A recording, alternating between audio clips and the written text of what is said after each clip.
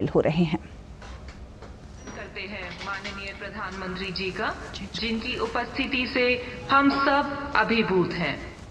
मंच पर स्वागत करते हैं माननीय राज्यपाल महाराष्ट्र श्री रमेश बैस जी, माननीय मुख्यमंत्री महाराष्ट्र श्री एकनाथ शिंदे जी, माननीय वित्त मंत्री श्रीमती निर्मला सीतारमण जी, माननीय केंद्रीय वित्त राज्य मंत्री श्री पंकज चौधरी जी और डॉक्टर भगवत कराड़ जी, माननीय उप मुख्यमंत्री महाराष्ट्र श्री देवेंद्र फडणवीस जी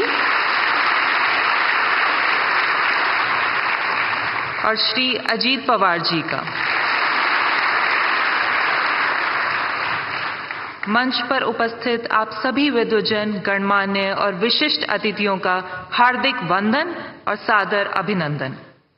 अब हम रिजर्व बैंक गवर्नर से आग्रह करते हैं कि वे कृपया रिजर्व बैंक की ओर से माननीय प्रधानमंत्री महोदय को इस अविस्मरणीय क्षण की स्मृति स्वरूप एक स्मृति चिन्ह भेंट करें।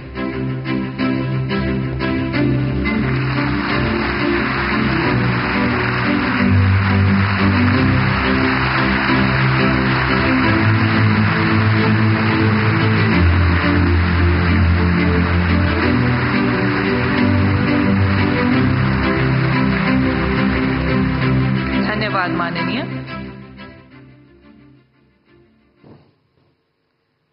आज हम भारतीय रिजर्व बैंक के 9 दशकों की विलक्षण यात्रा के उत्सव को अविस्मरणीय बनाने हेतु यहाँ एकत्रित हुए हैं।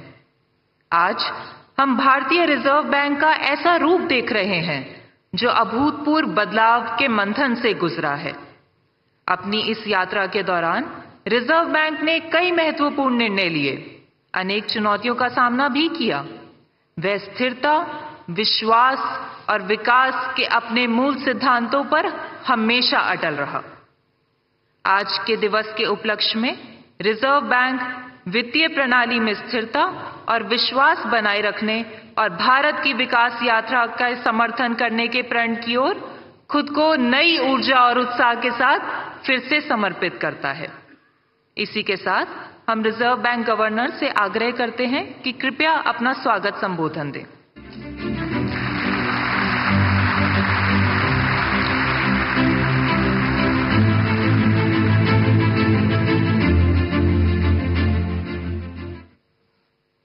Honorable Prime Minister, Honorable Governor of Maharashtra, Honorable Chief Minister Maharashtra, Honorable Finance Minister, Honorable Union Ministers of State for Finance, Honorable Deputy Chief Ministers of Maharashtra, distinguished invitees, media representatives, and my colleagues from the Reserve Bank, both past and present. Today, the Reserve Bank of India enters the 90th year from its establishment on April 1, 1935. The journey of the Reserve Bank over the last 9 decades has been one of efficient functioning and contribution to the nation's progress. On this momentous occasion, it's my proud privilege on behalf of the Reserve Bank of India to welcome the Honorable Prime Minister to this commemorative event. Sir, your presence here amidst your very busy schedule is a source of great inspiration to all of us in the Reserve Bank.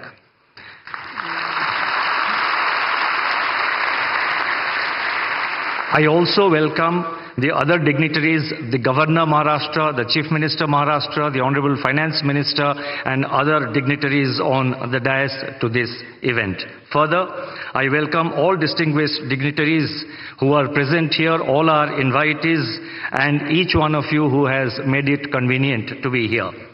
The Reserve Bank's evolution as an institution has been closely intertwined with the development of the Indian economy.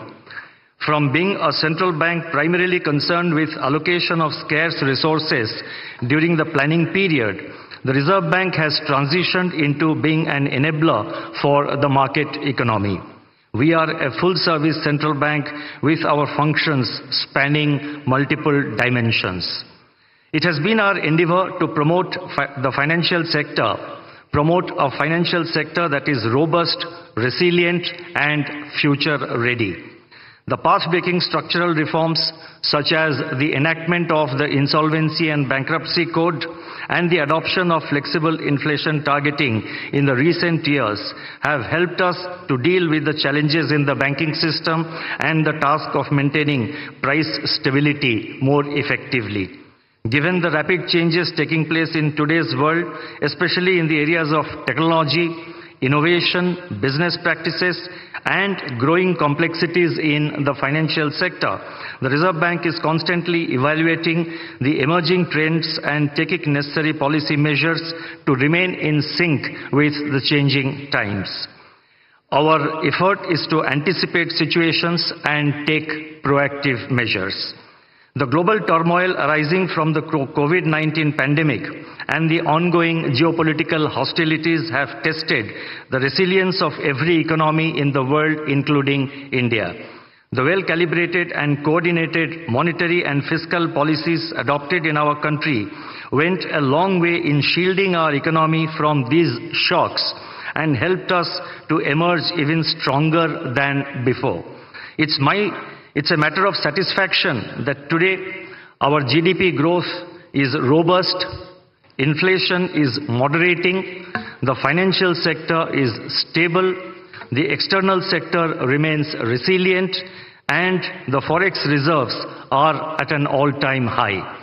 Over the years, the Reserve Bank has emerged as a symbol of stability, resilience, and commitment to the welfare of our citizens. This has been possible due to the contributions made by generations of the Team RBI. As we move towards RBI at 100, the Reserve Bank remains focused on ensuring a stable and strong financial system that would act as a bedrock for our country's economic progress. With these words, let me once again welcome the Honorable Prime Minister and the other dignitaries present in the dais and each one of you who is present here in the audience to this commemorative event of 90 years of the Reserve Bank. Thank you. Namaskar.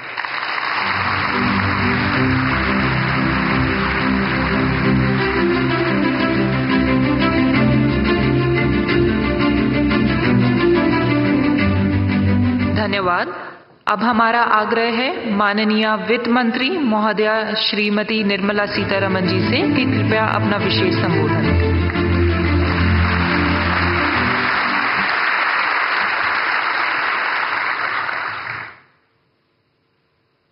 Respected Prime Minister, Honorable Governor of Maharashtra, Chief Minister of Maharashtra, my colleagues in the Council of Ministers, Deputy Chief Ministers of Maharashtra, Governor Reserve Bank, all invited dignitaries, media, I'm here on a very happy occasion when today we mark the 90th anniversary of Reserve Bank of India. RBI, the Central Bank of India, has actually had a remarkable checkered history. It stands tall among its peers on several counts. Once in a century pandemic, the COVID, hit us. The RBI adopted and in fact deployed conventional and unconventional range of instruments to provide liquidity and to promote growth and to ensure financial stability. The two examples that I can cite and which can stand before as a classic example are the moratorium on loan repayments and also the liquidity infusion which happened during that time. Later came the Russia-Ukraine war. RBI's measures primarily aimed at two things. One, to address the inflation and the forex market's volatility. RBI, in fact, has been one of the earliest to recognize the non-transient nature of inflation. One of the few central banks, if I may say so, to front-load policy rate hikes in particular. Forex reserve management is also something on which we have this opportune moment to recall the work done by the RBI. Building up reserves, including foreign exchange interventions. In the past few years, India's capacity to manage and also to take care of external imbalances and uncertainties have significantly improved purely because of the professional management of the RBI. Rupee has exhibited lower volatility and orderly movements is what we notice of the rupee, and they are in relative terms to the rest of its peers. Managing India's banks is something which I'll recall at this time. A decade ago, balance sheet problem, today is a balance sheet advantage, and that advantage accrues to our economy. Collaborative effort of the Government of India and RBI, the asset quality management, prompt corrective action framework are all great functions well carried out by our true regulator of the banks, Reserve Bank of India. Fiscal and monetary policy coordination. As always, the Government of India is one of the governments, like very many others, and RBI manages its debt, which is very important for government. Inflation management, despite monetary tightening pressures and the measures which have been taken for monetary tightening, has stabilized the G-Sec yields, which is very important for the economy. The stability in G-Sec markets has contributed to overall financial market resilience and investor confidence in the Indian economy. Lastly, the Bank of International Settlements, BIS, has mentioned significant role played by RBI in a very unconventional point. RBI's role in anchoring inflation expectations using communication policy is significant, is what the BIS has said. And I am sure not one in this audience would disagree with that. Apart from forward guidance, it was used for explaining the rationale. The policy of communication management has been used for explaining the rationale for the measures taken by the RBI. Thus, in the economy, confidence was built, and then optimism, if I can say so, optimism has been held up even during pandemic, held high and never let down. So optimism building is a very beautiful function which the RBI during crisis time has handled, because it adopted this unconventional instrument of communication with the people. And final word, institutional integrity is something which I would credit the RBI, and among very many central banks, India's RBI, for its institutional credibility, needs a big applause in the 90th anniversary. Thank you very much.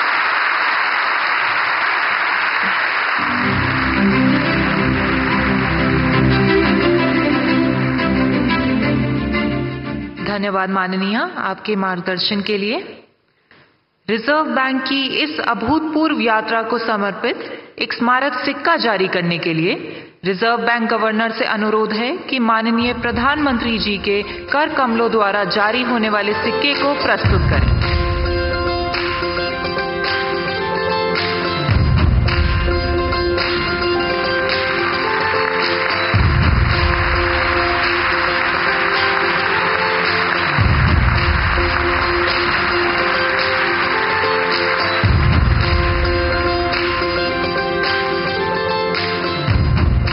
बहुत धन्यवाद माननीय। आज हम एक ऐसे ऐतिहासिक क्षण के साक्षी बन रहे हैं जहां हम भारतीय रिजर्व बैंक के 9 दशकों की यात्रा को मना रहे हैं, जिसमें रिजर्व बैंक ने कई नई कार्यप्रणालियों की शुरुआत की और कई पुराने कार्यों में नवीनता लाई है। आइए देखते हैं इस यात्रा को दर्शाते हुए एक लघु film.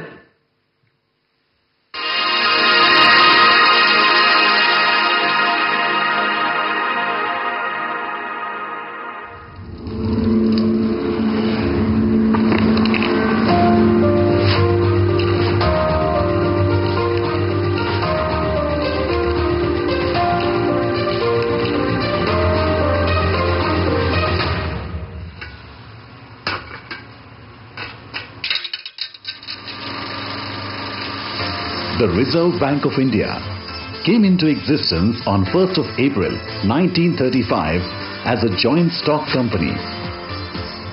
It was nationalized in 1949. Over the last 9 decades, through its multifarious functions, the RBI has played a crucial role in the development of Indian financial sector and the economy. As the currency issuer of the country, the RBI has ensured supply of good quality banknotes. It has achieved near self-sufficiency in printing and sourcing of security features of banknotes by setting up of currency printing presses, paper manufacturing units and in-house ink factory. Being the banker and debt manager to the central and state governments, the Reserve Bank has managed their market borrowing programs and facilitated development of the government securities market, introduction of new instruments, strengthening market infrastructure and expanding the participant base, including retail investors, have ensured deepening of financial markets. India's monetary policy framework has evolved from monetary targeting to flexible inflation targeting, which was introduced in 2016. This was a major structural reform and has fostered price stability. RBI's monetary policy decisions are backed by its robust research and data analysis. The Reserve Bank is also responsible for the country's foreign exchange and reserves management. Its role has evolved over the years from being a regulator to a facilitator in an environment of market-determined exchange rates. A number of measures have been taken to simplify foreign exchange regulations for facilitating investment and trade. As the regulator and supervisor of a large part of the financial sector, the RBI has played a crucial role in promoting a sound and efficient financial system in the country. The regulatory and supervisory architecture of the financial system has been comprehensively restructured in the recent years. As a part of its commitment to financial inclusion, the Reserve Bank's policy on priority sector lending and many other measures has channelized credit to the needy sectors of the economy. This has given a strong fillip to financial inclusion. To strengthen customer protection and grievance redress mechanisms, the scope of Banking Ombudsman Scheme has been gradually widened. The Reserve Bank Integrated Ombudsman Scheme embodies the One Nation, One Ombudsman approach. India now has state-of-the-art payment systems that are affordable, accessible, convenient, safe and secure. The country has acquired a leadership position in digital payments landscape. As a regulator of the payment system, the RBI has played a significant role on making this possible. As part of promoting responsible innovations in financial services, the regulatory sandbox of the Reserve Bank provides a platform for developing solutions with focus on innovation and research in the fintech space. Giving further fillip to innovation, the RBI has taken a pioneering role among central banks by introducing the digital rupee, the central bank digital currency, in 2022 as a pilot project. The RBI has also been an institution builder in niche areas of the financial services sector. In its 90 years journey, the Reserve Bank has navigated through turbulent times with commitment and determination. This was prominently visible during the COVID-19 pandemic and the war in Ukraine. India's financial system and the economy have emerged stronger from these unprecedented global shocks. As we commemorate 90 years of the RBI, we rededicate ourselves to building a robust financial system that is future-ready and contributes to the well-being of our country and the people.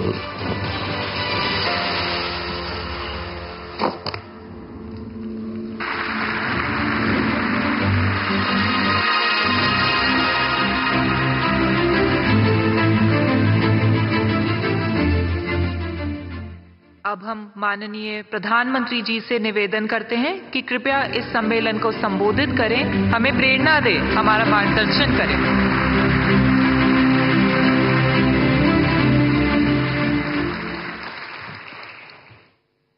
Maharashtra के राज्यपाल श्री रमेश बैस जी, मुख्यमंत्री श्रीमान एकनाथ शिंदे जी, मंत्रिमंडल के मेरे सहयोगी निर्मला सीतारामन जी, भागवत कराड़ जी, पंकज चौधरी जी, महाराष्ट्र सरकार के उप मुख्यमंत्री देवेंद्र जी अजीत जी, रिजर्व बैंक के governor Shaktikanta Das ji, reserve bank of India के अधिकारी, अन्य महानुभाव, देवी और सज्जनों, आज भारत का रिजर्व बैंक एक ऐतिहासिक पड़ाव पर पहुंचा है। आरबीआई ने अपने 90 इयर्स पूरे किए हैं। एक संस्थान के रूप में आरबीआई आजादी के पहले और आजादी के बाद दोनों ही कालखंड का गवाह है। आज पूरी दुनिया में आरबीआई की पहचान उसके प्रोफेशनलिज्म और कमिटमेंट की वजह से बनी है। मैं आप सभी को रिजर्व बैंक ऑफ इंडिया के सभी कर्मचारियों और अधिकारियों को आरबीआई की स्थापना के 90 इयर्स की बधाई देता हूं।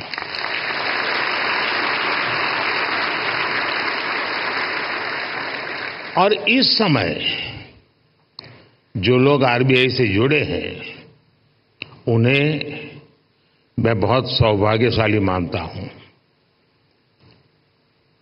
आज आप जो नीतियां बनाएंगे, जो काम करेंगे, उनसे आरबीआई के अगले दशक की दिशा तय होगी।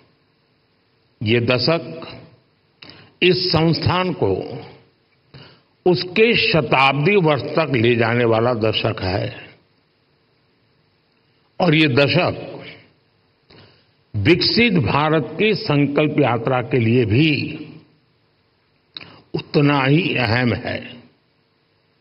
और इसके लिए जैसा आप लोगों का मंत्र है, आरबीआई को तेज ग्रोथ को सर्वोच्च प्राथमिकता देते हुए ट्रस्ट और स्टेबिलिटी पर भी उतना ही फोकस करना है। मैं आरबीआई को उसके लक्ष्यों और संकल्पों के लिए भी शुभकामनाएं देता हूं। साथियों, आप सभी अपनी फील्ड के एक्सपर्ट्स हैं। आप जानते हैं कि देश की अर्थव्यवस्था, हमारी जीडीपी काफी हद तक मॉनेटरी और फिस्कल पॉलिसीज के कोऑर्डिनेशन पर निर्भर करती है। मुझे याद है जब 2014 में रिजर्व बैंक के 80वें वर्ष के कार्यक्रम में आया था, तब हालात एकदम अलग थे। भारत का पूरा बैंकिंग सेक्टर समस्याओं और चुनौतियों से जूझ रहा था। एनपीए को लेकर, भारत के बैंकिंग सिस्टम की स्टेबिलिटी और उसके भविष्य को लेकर हर कोई आशंका से भरा हुआ था। हालात इतनी खराब थी कि पब्लिक सेक्टर बैंक्स देश की आर्थिक प्रगति को जरूरी गति नहीं दे पा रहे थे। हम सभी ने वहां से शुरुआत की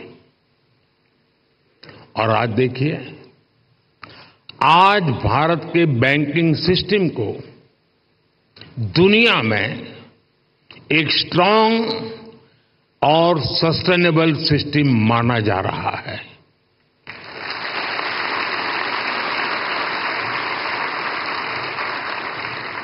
जो बैंकिंग सिस्टम कभी डूबने की कगार पर था, वो बैंकिंग सिस्टम अब प्रॉफिट में आ गया है और क्रेडिट में रिकॉर्ड वृद्धि दिखा रहा है। फ्रेंड्स, आप भी जानते हैं कि सिर्फ 10 साल में इतना बड़ा परिवर्तन आना आसान नहीं था। ये बदलाव इसलिए आया क्योंकि हमारी नीति, नियत और निर्णयों में स्पष्टता थी। ये बदलाव इसलिए आया क्योंकि हमारे प्रयासों में दृढ़ता थी, ईमानदारी थी।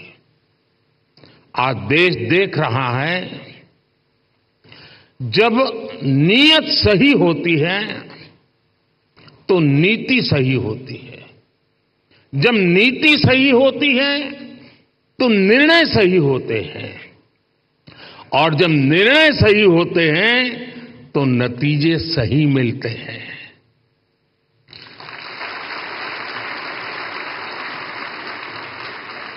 इन शॉर्ट, मैं यही कहना चाहता हूं, नीयत सही तो नतीजे सही।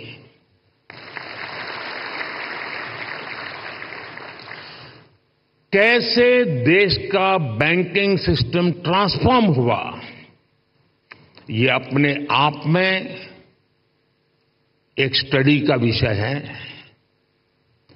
हमने कोई भी सिरा ऐसा नहीं था जिसे ऐसे ही छोड़ दिया हो। हमारी सरकार ने रिकॉग्निशन, रिजोल्यूशन और रिकैपिटलाइजेशन की रणनीति पर काम किया।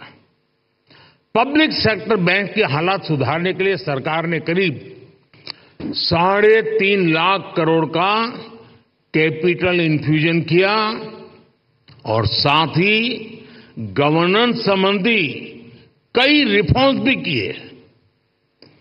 अकेले इंसॉल्वेंसी एंड बैंक्रप्सी कोड की नई व्यवस्था से ही करीब 3.25 लाख करोड़ के लोन्स रिजॉल्व हुए।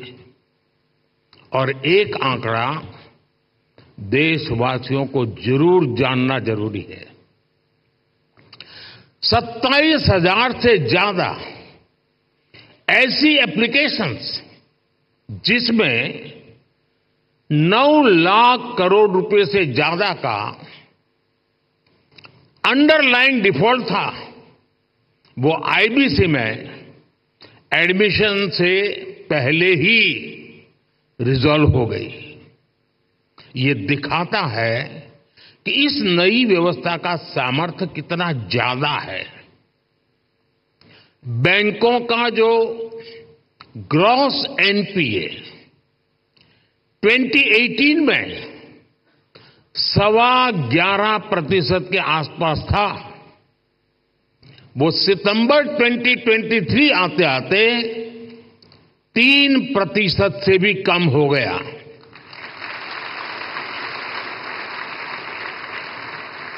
आज ट्विन बैलेंस शीट की समस्या अतीत का हिस्सा हो चुकी है। आज बैंक की क्रेडिट ग्रोथ 15% तक हो गई है और मैं इन सभी उपलब्धियों में आरबीआई की सहभागीदारी और प्रयासों की भी बहुत बड़ी भूमिका रही है और वो बधाई के पात्र हैं। साथियों, आरबीआई जैसे संस्थान के बारे में चर्चा अक्सर फाइनेंशियल डेफिनेशन और कठिन टर्मिनोलॉजी तक ही सीमित रह जाती है। आपका कार्य जितना जटिल है, उसमें यह स्वाभाविक भी है, लेकिन आप जो काम करते हैं उससे देश के सामान्य मानव का जीवन सीधे तौर पर प्रभावित होता है। बीते 10 वर्षों में हमने सेंट्रल बैंक, बैंकिंग सिस्टम और अंतिम पायदान पर खड़े व्यक्ति के बीच इस कनेक्ट को हाईलाइट किया है। गरीबों का फाइनेंशियल इंक्लूजन आज इसका बहुत बड़ा उदाहरण है। आज देश में 52 करोड़ जनधन खाते हैं। इनमें भी 55% से ज्यादा खाते महिलाओं के नाम पर है।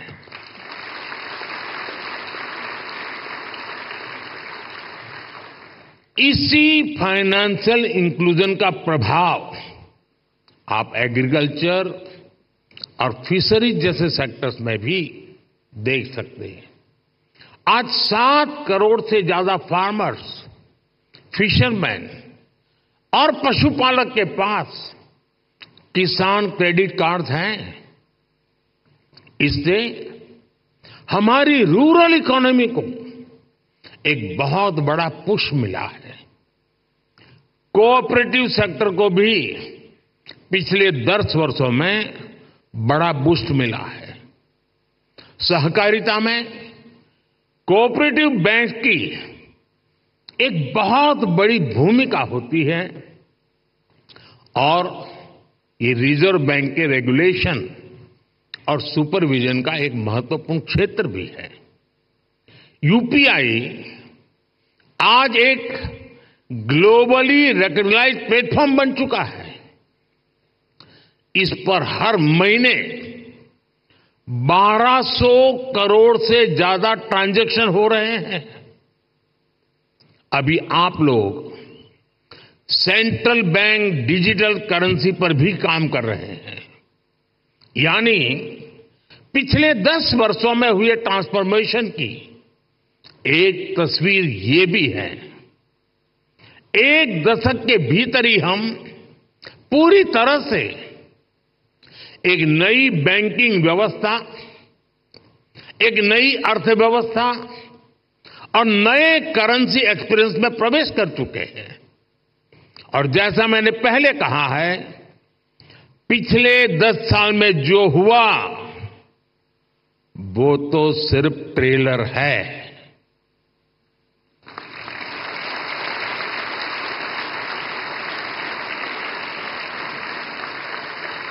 अभी तो बहुत कुछ करना है।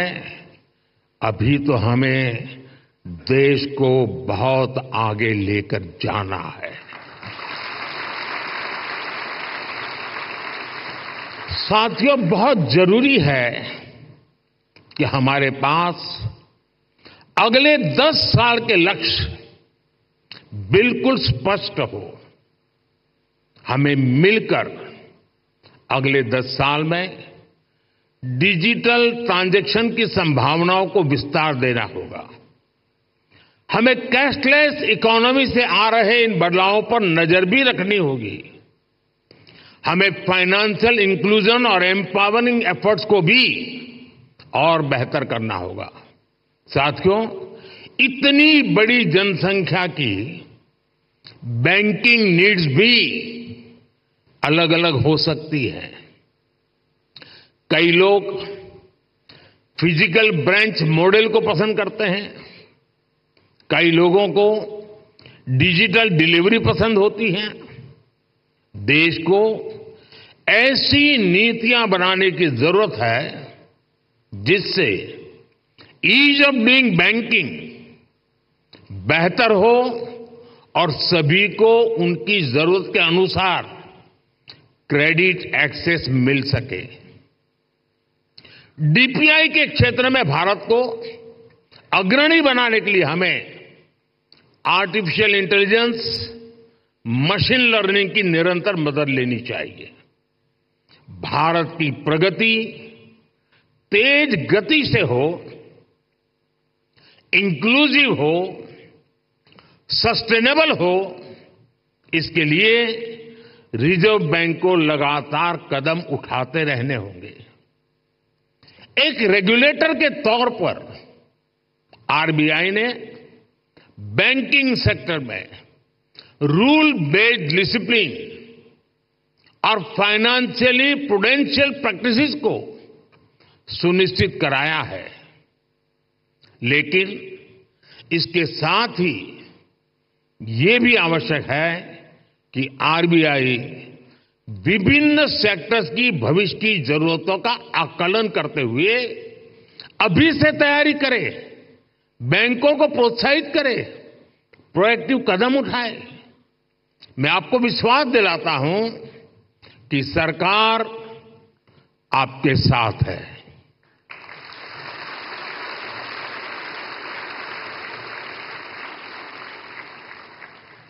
आपको याद होगा 10 साल पहले डबल डिजिट की महंगाई से निपटने का रिफ्लेक्शन तब की फाइनेंशियल पॉलिसीज में नहीं दिखता था।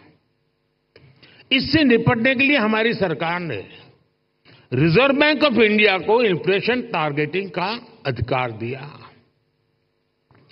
मॉनेटरी पॉलिसी कमेटी ने इस मैंडेट पर बहुत अच्छे ढंग से काम भी किया। साथ ही साथ सरकार ने एक्टिव प्राइस मॉनिटरिंग और फिस्कल कंसोलिडेशन इसके भी कदम उठाए। इसलिए कोरोना संकट हो, अलग अलग देशों में युद्ध की स्थिति हो, तनाव हो, भारत में इन्फ्लेशन मॉडरेट लेवल पर ही रही। साथियों, जिस देश की प्रायोरिटी स्पष्ट हो उसे प्रोग्रेस करने से कोई नहीं रोक सकता।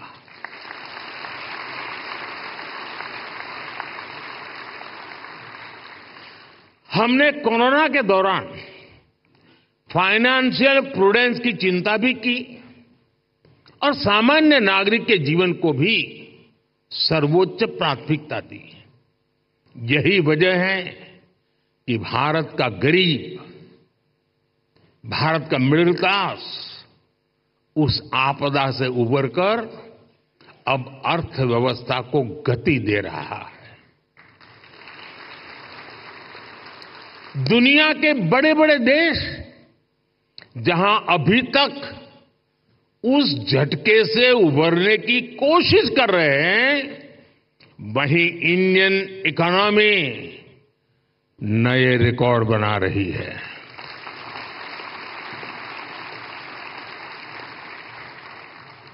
भारत की सफलता को आरबीआई वैश्विक स्तर पर ले जा सकता है। इन्फ्लेशन कंट्रोल और ग्रोथ में एक बैलेंस बनाना किसी भी डेवलपिंग कंट्री की बहुत यूनिक जरूरत होती है।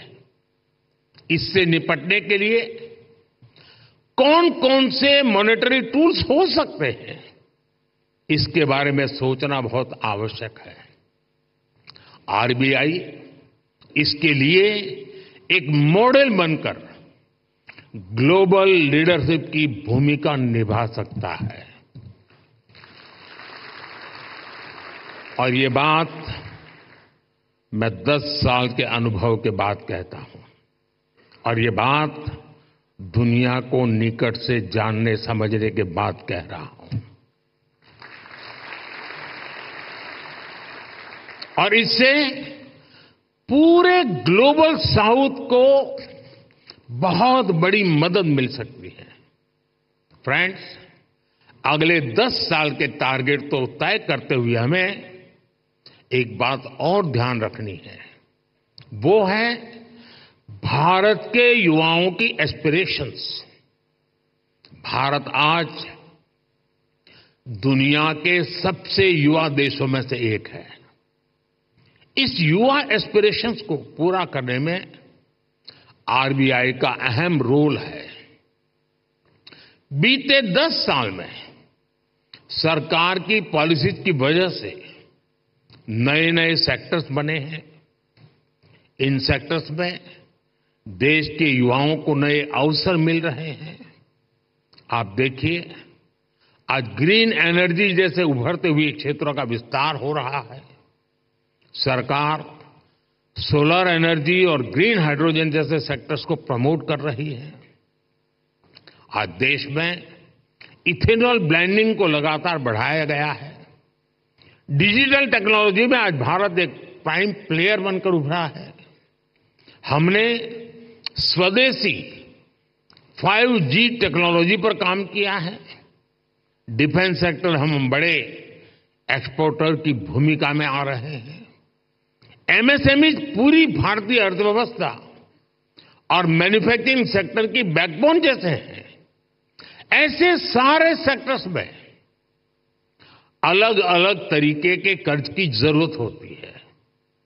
कोरोना के समय हमने एमएसएमई सेक्टर के लिए जो क्रेडिट गारंटी स्कीम बनाई, उसने इस सेक्टर को बहुत बड़ी शक्ति दी थी।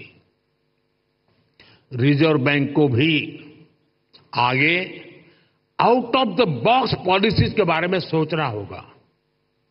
और मैंने देखा है हमारे शक्तिकांत जी आउट ऑफ बॉक्स सोचने में माहिर है।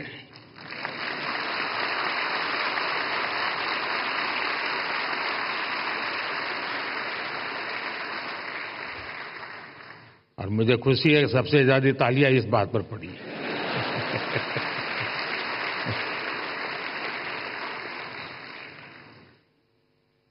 विशेषकर नए सेक्टर्स में हमारे युवाओं को पर्याप्त क्रेडिट अवेलेबिलिटी मिले, ये सुनिश्चित किया जाना बहुत जरूरी है। साथियों, 21वीं सदी में इनोवेशन का बहुत महत्व रहने वाला है। सरकार इनोवेशन पर रिकॉर्ड इन्वेस्ट कर रही है। आपने देखा है, अभी अभी हमने जो इंटरिम बजट दिया, उसमें इनोवेशन के लिए 1 लाख करोड़ रुपए का रिसर्च फंड भी बनाया है। कटिंग एज टेक्नोलॉजी पर जो प्रपोजल आएंगे, जो लोग इस क्षेत्र में काम करना चाहते हैं, हम उनके लिए कैसे प्रिपेयर हो, ये सोचना बहुत आवश्यक है। और आरबीआई को अभी से सोचना चाहिए कि वो कैसे उनकी मदद करेगा। हमें ऐसे लोग पहचानने होंगे, हमें ऐसी टीम्स बनानी होगी जो परंपरागत कारोबार हैं, जो आने वाले विषय हैं, हमें उन्हें लेकर एक्सपर्टीज डेवलप करनी चाहिए। इसी तरह स्पेस सेक्टर ओपन हो रहा है। इसमें नए नए स्टार्टअप्स आ रहे हैं, तो उनको क्रेडिट के लिए किस तरह का सपोर्ट चाहिए, ये हमें देखना होगा। इसी तरह भारत में एक सबसे बड़ा क्षेत्र नया पूरी ताकत के साथ आ रहा है, वो है टूरिज्म सेक्टर। टूरिज्म सेक्टर भी बढ़ रहा है और पूरी दुनिया भारत आना चाहती है, भारत देखना चाहती है, भारत समझना चाहती है। अभी कहीं मैंने पढ़ा था, जो ये टूरिज्म के एक्सपर्ट होते हैं, उनका कहा है कि आने वाले वर्षों में रिलीजियस टूरिज्म में दुनिया का सबसे बड़ा कैपिटल अयोध्या बनने वाला है।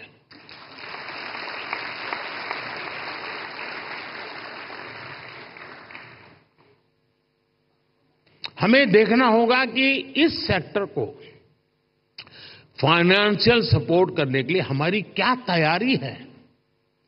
जो देश में नए नए सेक्टर्स बन रहे हैं, हमें उनमें अभी से एक्सपर्टीज डेवलप करनी चाहिए और उनको हम कैसे सपोर्ट करेंगे, इस पर भी पहले से मंथन होना चाहिए।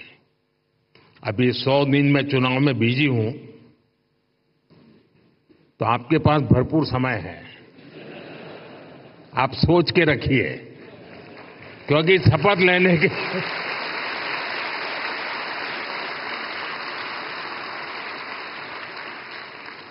क्योंकि शपथ लेने के दूसरे दिन ही धमाधम काम आने वाला है।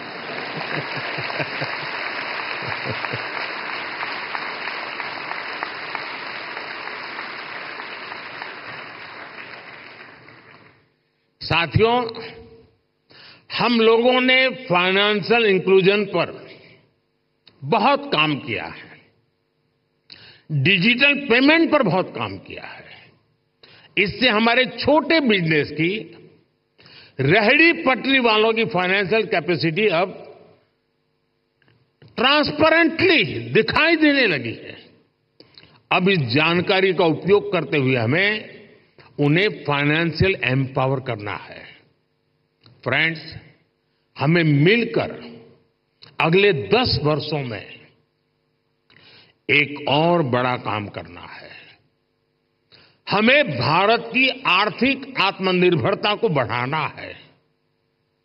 हमें कोशिश करनी है कि हमारी इकोनॉमी दुनिया के संकटों से कम प्रभावित हो। आज भारत ग्लोबल जीडीपी ग्रोथ में 15% के साथ ग्लोबल ग्रोथ का इंजन बन रहा है। इन स्थितियों में ये प्रयास होना चाहिए कि हमारा रुपया पूरी दुनिया में ज्यादा एक्सेसिबल भी हो, एक्सेप्टेबल भी हो। एक और ट्रेंड जो बीते कुछ वर्षों में पूरी दुनिया में देखने को मिला है, वो है बहुत ज्यादा आर्थिक विस्तार और बढ़ता हुआ कर्ज। कई देशों का प्राइवेट सेक्टर डेट तो उनकी जीडीपी के 2 गुने तक पहुंच गया है। कई देशों का डेट लेवल उस देश के साथ साथ पूरी दुनिया की अर्थव्यवस्था को प्रभावित करता है। रिजर्व बैंक को इस पर भी एक स्टडी करनी चाहिए। भारत की ग्रोथ के जितने प्रॉस्पेक्ट्स और पोटेंशियल है, उसको ध्यान में रखते हुए क्रेडिट की कितनी उपलब्धता होनी चाहिए और उसको कैसे सस्टेनेबल तरीके से मैनेज किया जाना चाहिए, इसे आधुनिक परिप्रेक्ष्य में तय किया जाना बहुत आवश्यक है। साथियों, देश के लिए जरूरी प्रोजेक्ट्स को फंडिंग देने के लिए हमारी बैंकिंग इंडस्ट्री को उसके आगे बढ़ना भी उतना ही जरूरी होगा। और इस आवश्यकता के बीच आज कई मोर्चों पर चुनौतियां भी हैं। एआई और ब्लॉकचेन जैसी नई तकनीकों ने बैंकिंग के तरीकों बदला है, पूरा तरीका बदल गया। बढ़ती डिजिटल बैंकिंग की व्यवस्था में साइबर सिक्योरिटी की भूमिका बहुत अहम हो गई है। फिनटेक में होने वाले नए इनोवेशंस बैंकिंग के नए तरीके बनाने जा रहे हैं। ऐसी परिस्थितियों में देश के बैंकिंग सेक्टर में, उसके स्ट्रक्चर में क्या बदलाव जरूरी है, इस पर हमें सोचना होगा। इसमें हमें नए financing, operating and business models की आवश्यकता हो सकती है। ग्लोबल चैंपियंस की क्रेडिट जरूरतों से लेकर रेहड़ी पटरी वालों तक की जरूरत को कटिंग एज सेक्टर से लेकर ट्रेडिशनल सेक्टर्स तक की जरूरतों को हम पूरा कर सकें, ये विकसित भारत के लिए बहुत जरूरी है। विकसित भारत के बैंकिंग विजन के इस पूरे अध्ययन के लिए रिजर्व बैंक बहुत उपयुक्त संस्था है। आपके ये प्रयास 2047 के विकसित भारत के निर्माण के लिए बहुत अहम होंगे। एक बार फिर आप सबको मेरी बहुत बहुत शुभकामनाएं। धन्यवाद।